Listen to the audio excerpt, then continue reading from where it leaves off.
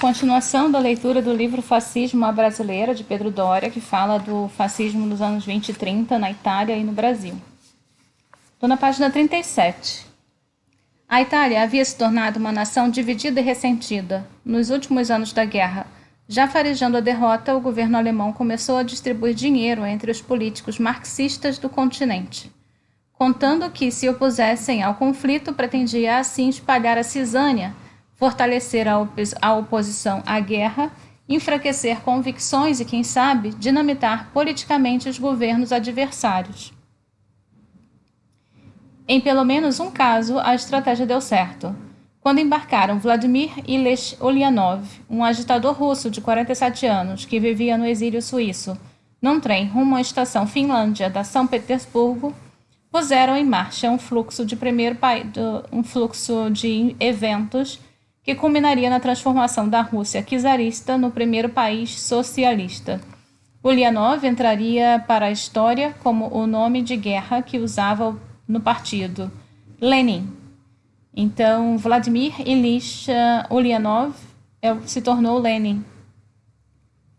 Naqueles idos da década de 1910, a obra de Karl Marx era lida como profética por muitos nos que se alinharam a ele. Uma linha histórica inquebrantável e inevitável desembocaria na crise final do capitalismo, que levaria impreterivelmente o mundo ao comunismo, a ditadura do proletariado. Mas nem todos os marxistas eram iguais. Os moderados viam como seu trabalho operava dentro dos regimes liberais, as democracias agindo nos parlamentos para atenuar a dura vida dos mais pobres. Esperariam que o fluxo natural da história conduzisse o processo. Os radicais e a guerra ajudou a consolidar essa impressão para muitos que defendiam que era uma sua responsabilidade, dado o sofrimento de tantos, acelerar o processo e antecipar a revolução. Provocá-la, essa foi a aposta política de Lenin, assim como foi a de Benito Mussolini. Ao fim da guerra, como país, a Itália não tinha 50 anos.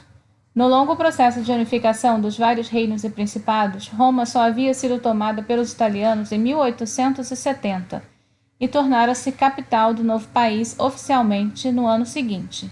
Décadas depois, no pós-Primeira Guerra, o Papa Bento XV ainda considerava aquele território usurpado e legitimamente ocupado e exigia o retorno das terras à Santa Sé, como havia sido por séculos. A crise diplomática com a Igreja estava muito longe de ser resolvida. A ideia de nacionalidade, de uma identidade italiana, e não veneziana ou florentina ou siciliana, ainda era frágil. Para alguns, porém, a Grande Guerra fizera muito para despertar essa identidade comum. A carnificina de tantos pais, filhos e maridos só poderia ser tolerada pela ideia de que lutavam por algo que fizesse sentido. Por uma nação, um valor maior que os unia a todos. Uma nação, porém, que tendo feito o mais difícil, conquistado a vitória militar, terminou abandonada pelo Tratado de Versalhes. Humilhada por França e Inglaterra, suas companheiras iniciais de luta e principalmente por aquela nova potência que só entrou na batalha quando já se aproximava no fim e agora se impunha sobre a Europa, os Estados Unidos. Não bastasse isso, a economia não ia bem, não ia nada bem. As perdas materiais e humanas de guerra representavam um custo alto para todo o continente. E desde a virada do século, a Itália vivia uma lenta e dolorosa transição na economia agrária para a industrial. Após a unificação, os latifundiários, incorporando o liberalismo do tempo, haviam se tornado o núcleo central do poder no parlamento. Foram eles que lucraram com a formação do país. Com menos fronteiras e o desaparecimento de impostos, passaram a dominar o mercado de alimentos, muitos deles antes importados. Se para a população, em geral, isso representou uma queda de preços, para quem vivia no campo, trabalhando em terras arrendadas, os aluguéis aumentaram. Algum ganho a monarquia produzira. Os 74% de analfabetos com mais de 6 anos, em 1861, caíram e já se aproximaram para 50% no início do século XX. Então, eram 50% de analfabetos na Itália em 1861.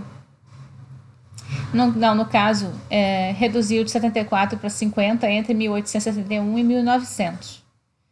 E o nascimento de indústrias, principalmente em Turim, Milão e Gênova, criou cidades mais relevantes, gerou novos empregos e também provocou o surgimento dos sindicatos fortes. Não é à toa que o Partido Socialista Italiano era tão presente entre os trabalhadores urbanos. Num ambiente com mais leitores e mais operários, sindicatos se organizavam com facilidade. Só que a guerra quebrou a espinha dorsal dessa união. Na essência do socialismo marxista estava a ideia de que o movimento ia além de nações, de que a luta proletária era de toda a classe, independente da pátria. Quando uns, movidos pela luta, se tornaram nacionalistas e outros seguiram onde sempre estiveram, a primeira cisão se fez. A brutalidade do conflito armado sedimentou emocionalmente as decisões tomadas, e a tática prussiana de estimular o socialismo internacionalista nos territórios inimigos acirrou a cisão. Politicamente, o país sempre fora instável. Como apenas 10% da população votava, era natural o domínio do liberalismo latifundiário. Não significa que houvesse equilíbrio e a média histórica diz muito. Cada governo, cada gabinete formado naquele parlamentarismo durou em média 18 meses, desde a primeira legislatura formada em 1871. Se os políticos optavam pela guerra, também na fé de que, após o armistício, viria um novo ressurgimento, um novo boom econômico como aquele pós-unificação. Viram sua ilusão frustrada e, assim, discretamente, começou a se formar um novo tipo de insatisfação política nas ruas. Uma insatisfação que contaminou uma gente com educação superior, jornalistas, advogados, professores, porém empobrecida. Não pertencia à massa, tampouco à elite. Eles consideravam a elite política medíocre por ter sido incapaz de evitar a crise econômica e social que se alastrava. E temiam, como muitos na Europa, que a instabilidade ainda maior que se impusera sobre a Itália levasse a uma revolução comunista como na Rússia. Entre 1918 e 1920, a sombra daquela revolução, que parecia ter vindo do nada e que depusera toda a estrutura de uma nação, fazia parte dos pesadelos de muitos. Juntem-se ao caldeirão social ainda todos os homens e rapazes que voltavam do fronte para suas famílias. Haviam testemunhado horrores inimagináveis durante a guerra simultaneamente bárbara e moderna. Haviam vivido anos tendo como base emocional a camaradagem que companheiros de regimento desenvolvem, baseado na hierarquia, disciplina, lealdade, no medo profundo e íntimo compartilhado, assim como testemunho de atos de bravura que geravam em todos admiração e, às vezes, sincera gratidão. Voltavam para lidar com a pobreza e o desespero da busca por empregos inexistentes ou precários. Essa foi a Itália que os veteranos encontraram. A elite de latifundiários e industriais tinha controle da política, mas nada conseguiam fazer, tampouco sabia por onde seguir. Os líderes de trabalhadores formados pelo sindicalismo haviam se dividido entre nacionalistas e socialistas, e outrora amigos viam-se então com mútua desconfiança. Entre os socialistas, alguns queriam acelerar a revolução, outros buscavam estabilizar a política. Havia uma classe média culta e pobre que via na Rússia seu pesadelo e perdera a esperança na democracia parlamentar. E havia eles ressentidos, nostálgicos na camaradagem que tiveram no campo de batalha. Aqui fala de um paper de Polini Maria Grazia, Recent Interpretations of Mussolini and Italian Fascism, Il Politico, Pavia, Itália. Volume 48, número 4, página 751 a 764. É um documento de 1983. Quando o poeta Gabriela D'Annunzio juntou uns tantos desses veteranos e partiu para Fiume, estava apenas acendendo o pavio de uma bomba já armada. Era o poeta. Um minuto. Embora a maior parte da população falasse italiano, a cidade de Fiume estava sob o jugo da dinastia de Habsburgo desde 1466, quando o Império Austro-Húngaro se dissolveu após a guerra. Ficava na península da Istria, que os italianos reivindicavam, quase de outro lado de Veneza, com o mar Adriático e a ponta de Trieste as separando. Quando já estava claro que o presidente americano Woodrow Wilson forçava a criação de um novo país, a Iugoslávia, e que a Istria faria parte dele, D'Annunzio reuniu um grupo de aproximadamente 2.000 soldados veteranos, atravessou o Mar Estreito e, de Fiume, expulsou as tropas norte-americanas, francesas e britânicas que guardavam a cidade. Assumiu seu poder e foi recebido pela parte italiana da população local, com festa. O plano era que, tomado militarmente o lugar, a Itália o anexasse unilateralmente. O governo italiano não fez nada disso, seguiria as leis e os tratados internacionais. Mas por 15 meses, aquele poeta reacionário, saudosista da Roma Imperial, governou o Estado livre de Fiume. Seus homens, a maioria deles arditi, da tropa de elite, reviveram a camaradagem dos tempos de guerra e criaram sua realidade particular. Fizeram um conjunto de mais do que isso, deram forma à estética do fascismo. Os desfiles militares ritmados, as milícias vestindo camisas negras, a saudação romana e os comícios para massas de pessoas feitos por um dulce que falava aos berros em staccato, como que ditando o ritmo dos ânimos populares, insuflando emoções e delírio. Enquanto isso, na Itália, a parcela dos socialistas que pretendia acelerar a revolução apostou numa estratégia baseada em semear o caos e agravar a crise. Greves que foram aumentando em frequência e em escopo. Greves que tanto paravam indústrias, fazendas e serviços públicos, estacando a economia como espelhavam símbolos.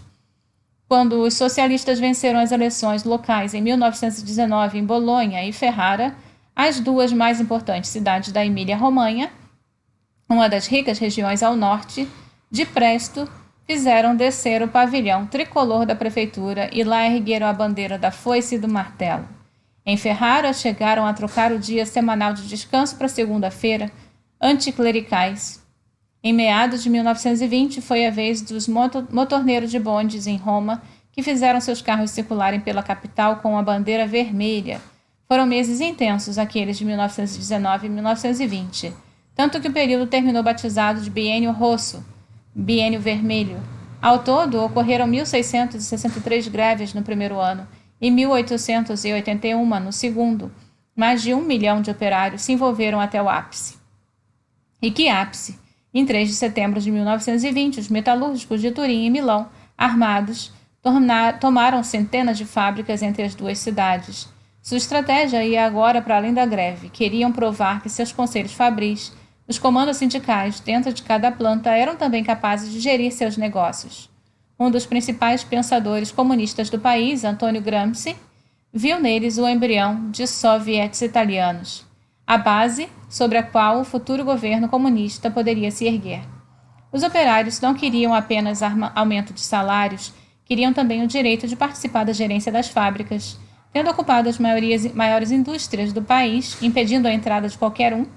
Hastearam a bandeira comunista e designaram um grupo como Guarda Vermelha para lhes garantir proteção. Então, abriram um mercado, colocando os produtos à venda abaixo do preço de custo para pressionar os patrões. Mais pragmático que Gramsci, o líder anarquista Enrico Malatesta percebeu ali a oportunidade de esperar de vez a revolução, mas viu também um risco. Se permitirmos que esse momento favorável passe, escreveu, pagaremos com lágrimas de sangue pelo medo de despertamos na burguesia. Giovanni Giolitti acabara de voltar ao comando político na Itália. Aos 77 anos, ocupava o cargo de primeiro-ministro pela 5ª vez. A primeira havia sido no século XIX. Na lida com a medíocre máquina política nacional, não havia maior ais. Jogava políticos uns contra os outros e distribuía cargos públicos a quem pudesse trazer votos localmente. Subsidiou jornalistas, advogados e não poucas vezes foi acusado de fraudar eleições. Governava ao centro, oscilando entre esquerda e direita conforme o clima popular. Mas, mesmo com todo o seu fisiologismo, era sensível, muito sensível politicamente, e percebia a gravidade da crise. Não bastasse seu governo era de minoria. O pleito de 1919 foi o primeiro a garantir voto, e todos os homens maiores de idade. Por isso, o maior partido do parlamento era justamente o socialista, que ocupava 30% da casa. Giolitti fora, porém, como sempre, capaz de costurar uma coalizão. A esquerda podia não ser unida, mas era numerosa, o bastante para impedir a aprovação de qualquer lei proposta pelo governo. Seria mais um gabinete incapaz de se mover, com tamanho suficiente para se manter no poder, mas não para governar. Giolitti logo entendeu que, caso usasse a polícia ou mesmo o exército para desocupar as fábricas, iria piorar a situação, provocaria uma mortandade que poderia disparar revoltas locais, abater seu gabinete e, dado o barril de pólvora de que tornara o país, derrubar até seu regime. Então deixou o tempo correr e a força daqueles rebeldes arrefecer. Na 5ª semana de ocupação, chamou patrões e empregados à mesa. Vieram aumentos, salários pelos dias parados e alguma participação executiva. Parecia ser uma vitória, era de Pirro. Malatesta, o anarquista, havia afinal sido profético. Pagaremos com lágrimas de sangue pelo medo que despertamos na burguesia. Na noite de 23 de janeiro de 1921, Benito Mussolini se pôs perante um público que incluía ardite veteranos de tomada do Fiume, pelo poeta soldado Gabriele D'Annunzio. Estou relutante em falar, disse. Fale, gritaram os homens, fale. O editor de Il Popolo de Itália não era alto, 1,69 m, que tinha presença. Não usava mais o bigode diante da guerra e a calça avançara a ponto de recuar a linha do cabelo para além da metade da cabeça. O resto dos fios negros ele os cultivava muito curtos e penteados para trás. Seu queixo proeminente transmitia força. Reluto em falar também, porque vocês já tiveram a honra invejável de ouvir alguns dos mais belos discursos já pronunciados em italiano. Referia-se aos discursos de D'Annunzio, cujo estilo já imitava. Mussolini estava prestes a substituí-lo. Pois ocorreu que naquele mesmo dia, a menos de 300 quilômetros dali, 4 caminhões cheios de homens vestindo camisas negras percorreram as ruas da pequena San Martino, um distrito de Ferrara, até parar em frente ao Sindicato de Trabalhadores Agrícolas. Fora ali, apenas um ano antes, que após as eleições, os socialistas fizeram erguer-se na prefeitura a bandeira vermelha. Ninguém sabia, mas Bienio Rosso ia encontrar seu fim. O Bienio Rosso. Aqueles homens em preto saltaram do caminhão e rapidamente tomaram um prédio. Então, de cômodo em cômodo, com fúria calculada, saíram estilhaçando os móveis todos. Um dos trabalhadores esboçou reação, sacou uma faca e partiu contra o camisa negra mais próximo. Mas este não teve dúvidas. Dedo no gatilho, abateu com 3 tiros. Os móveis todos foram espatifados em frente ao prédio, incendiados numa grande pira. No dia seguinte, ao mesmo caminhões chegaram a Algucelo, ao lado, repetiram tudo, entraram no sindicato, juntaram os móveis, destruíram tudo. Dessa vez, os acompanhava à distância um grupo menor de carabinieri, policiais. Só intervieram no fim. Prenderam 14 socialistas e os acusaram de resistência armada. Incumbi-me de dar-lhe disciplina, hierarquia e responsabilidade àquelas esquadras, diria depois, não sem disfarçar o orgulho, Ítalo Balbo, um homem de vasta cabeleira negra, bigode e cavanhaque pontudo, veterano da Força Aérea, já conhecido aos 24 anos pelo bom humor, pelo prazer, com trotes vários, pela coragem e agressividade. Acabara de assumir a secretaria do Fácio de Combatimento em Ferrara. O primeiro desses núcleos foi fundado pelo próprio Mussolini, em abril de 1919. Era, de certa forma, uma desculpa para empregar algumas dezenas de ardite veteranos que não encontravam trabalho. Formalmente, os homens ofereciam proteção ao prédio do jornal, mas sua primeira missão foi atacar a sede do rival, o Avanti. Ao longo dos meses seguintes, em todo o centro-norte italiano, começaram a pipocar essas uniões de combate, grupos vigilantes que patrulhavam um tanto desordenado e vestindo suas camisas negras as ruas. Gostavam particularmente de enfrentar grevistas que consideravam desordeiros. Grevistas não faltavam, e ainda assim não eram grupos numerosos, aqueles de Bolonha, Gênova ou Roma. Em agosto de 1919 havia 67 face. Em dezembro foram reduzidos a 31.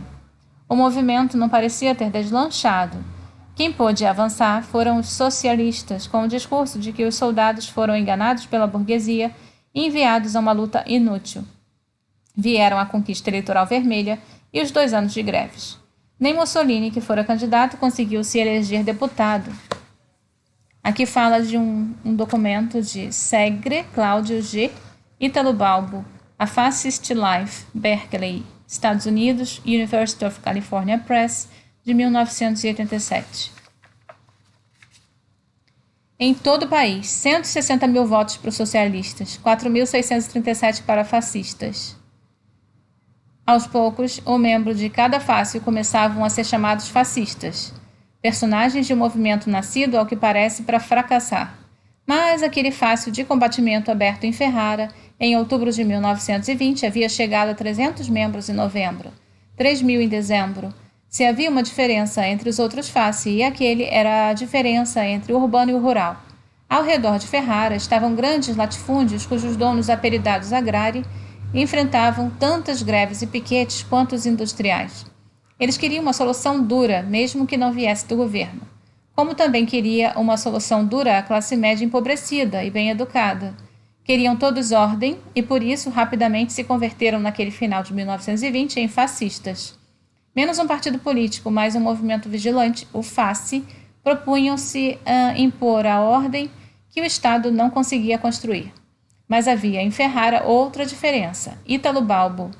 Se os fascistas, em seus primeiros 2 anos, haviam tido inúmeros embates com socialistas, os confrontos eram erráticos. Balbo os sistematizou.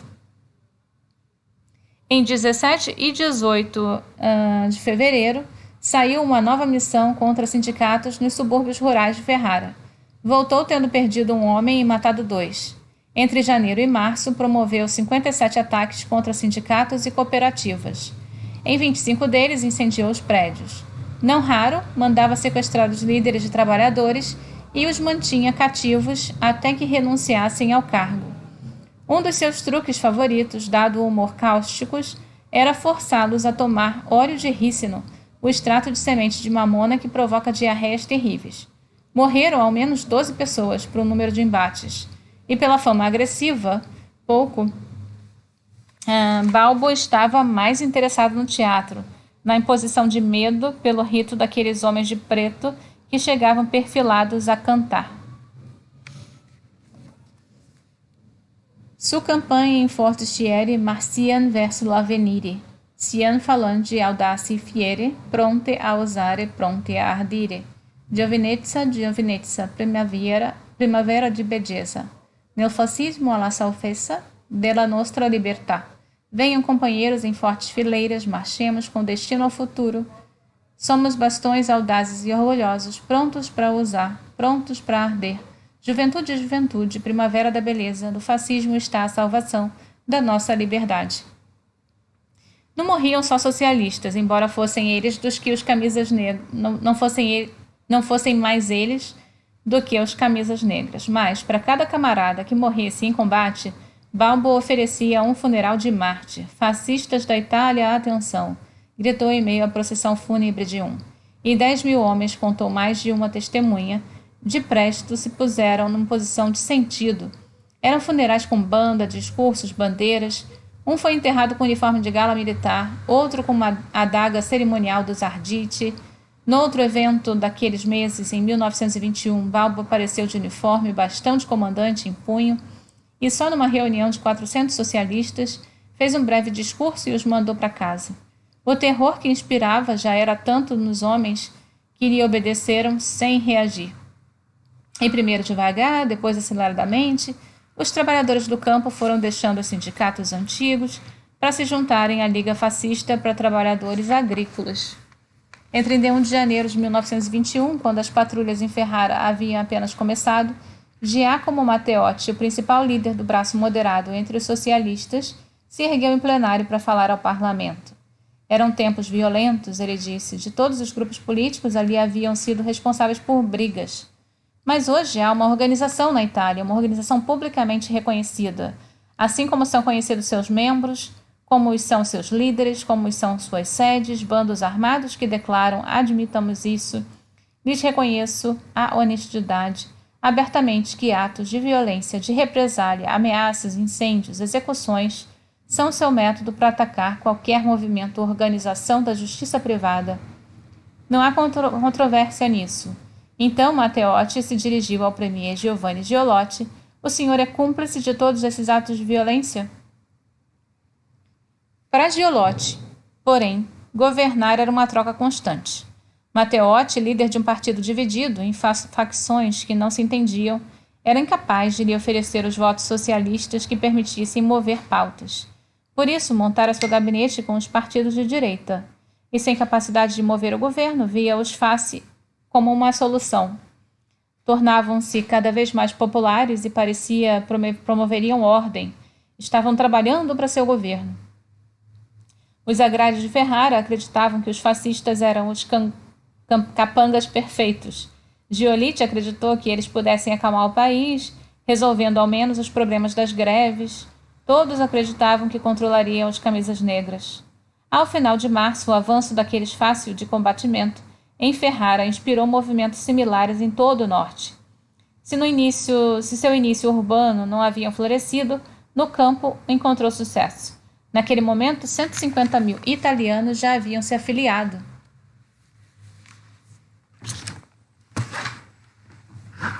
Aqui tem um documento de Matteotti Giacomo, Contro il fascismo, Milão, Garsanti Classic, 2019. E outro, Rossi Angelo, The Rise of Italian Fascism, 1918 a 1922, de Oxford, Routledge, 2010, o documento. Nas eleições de maio, os socialistas perderam 33 cadeiras. Os fascistas elegeram seus primeiros 35 deputados, entre eles Benito Mussolini. As patrulhas continuariam, o número de afiliados só crescia. É um erro grave acreditar que o fascismo deslanchou como um plano formado, escreveu em 1935 Palmiro Togliatti. Antes da guerra, portanto, mas no momento em que Mussolini já tinha controle total da Itália e Hitler era chanceler na Alemanha, o fascismo não nasceu totalitário, se tornou totalitário. Se observamos a primeira concepção das relações entre os cidadãos e o Estado, encontraremos elementos similares ao anarquismo. O fascismo não pode ser definido de forma estanque. Deve ser pensado como algo em desenvolvimento, nunca estático. É preciso observar que o fascismo nasceu do sindicalismo revolucionário. Ele incluiu as pessoas que se distanciavam dos sindicatos no racha intervencionista. Togliatti não tinha nada a ganhar em apontar a origem na esquerda no movimento em que se bandeou para a direita. Foi ele quem sucedeu o Gramsci como secretário-geral do Partido Comunista Italiano, um homem que penou no exílio por décadas, transformou o PCI num braço do bolchevismo internacional e manteve-se no comando até 1964. Aqueles homens sabiam muito bem sobre movimentos de massa e sobre como tais movimentos são organizados. Ao elaborar uma teoria, chegaram ao conceito particular de sindicalismo nacionalista. Quais as origens desse conceito? Originalmente, haviam resíduos de uma ideologia marxista.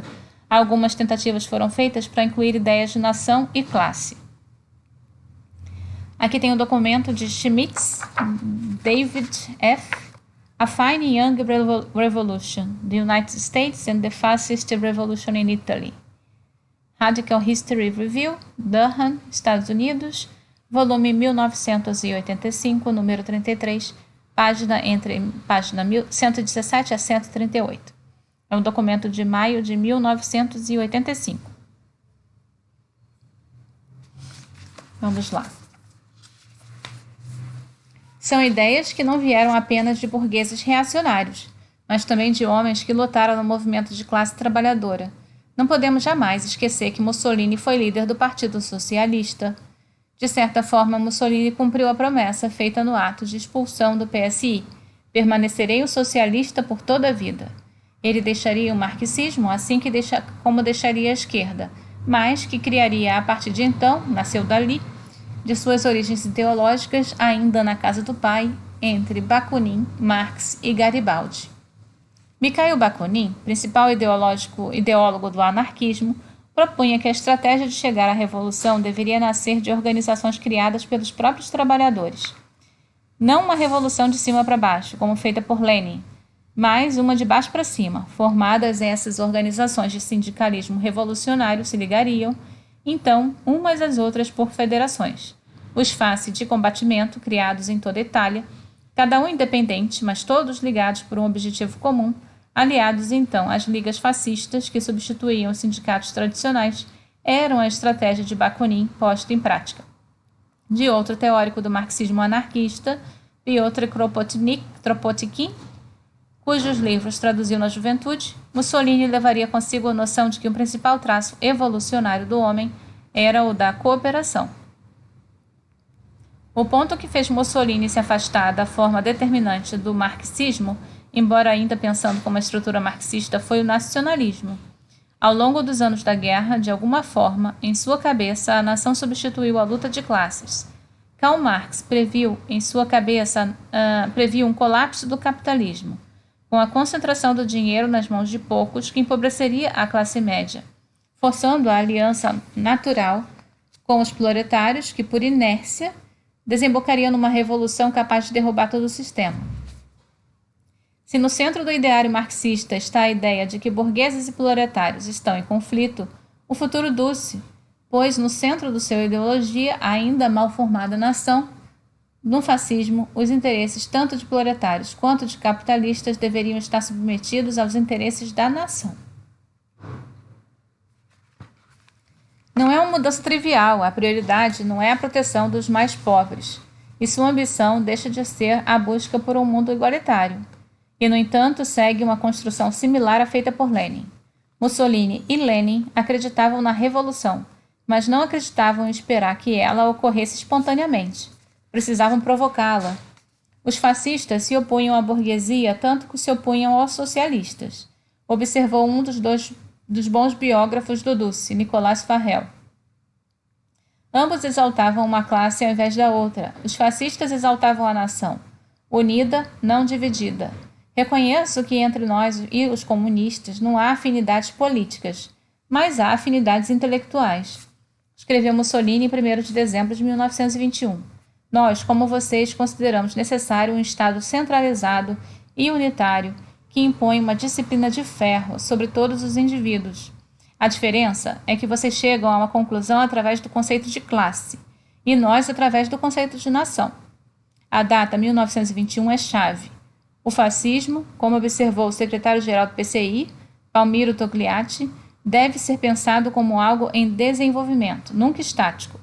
Em cada momento em sua existência, na criação, o primeiro fácil de combatimento em 1919, até a morte de Mussolini em 1945, ele foi algo diferente. Mas ali no nascimento, antes de chegar ao poder, o fascismo foi essa estranha costura à direita de Bakunin com Marx e Garibaldi. Aqui fala de um documento de Farrell Nicholas, Mussolini, A New Life, em Londres, Winterfeld and Nicholson, publicado em 2003. Bem, vou parar aqui então, na página 51, e sigo no próximo vídeo.